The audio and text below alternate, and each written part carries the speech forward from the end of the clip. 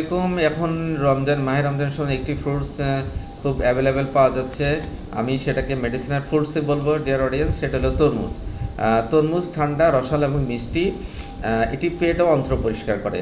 তরমুজ, শসা, আপনি তরমুজের সাথে শসা পাওয়া যায়। তরমুজ শসা যদি কম্পারিজন করেন, তরমুজের চেয়ে শসা দ্রুত পাকস্থলিতে যায় এবং পাকস্থলিতে থাকা পদার্থের সাথে মিশে আপনার এনার্জি দেয়, আপনার লিভারকে প্রচুর নিউট্রিশন দেয়। সেই লিভার দ্রুত সেই নিউট্রিশনগুলো আপনার বিভিন্ন সেলে পাঠায়।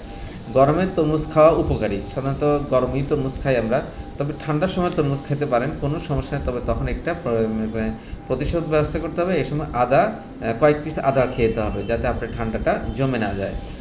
খাবারের আগে তরমুজ খেতে হবে।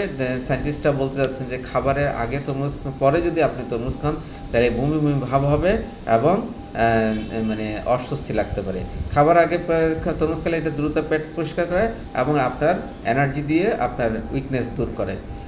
তরমুজের বিষয়ে একটা হাদিস আছে। আবু দাউদ ও আল তিরমিজি বর্ণনা করেছেন যে নবী করিম সাল্লাল্লাহু আলাইহি সাল্লাম পাকা খেজুরের সাথে তরমুজ খেতেন। তিনি বলেছেন, তরমুজের শীতলতা খেজুরের উষ্ণতা প্রশমন করে।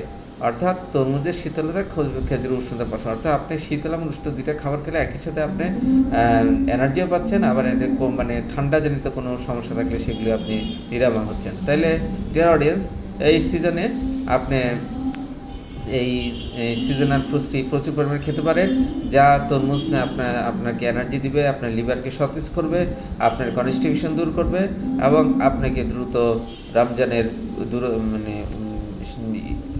উইকনেস বা দুর্বলতা কাটিয়ে উঠতে সহযোগিতা করবে। আসসালামু আলাইকুম ওয়া রাহমাতুল্লাহ।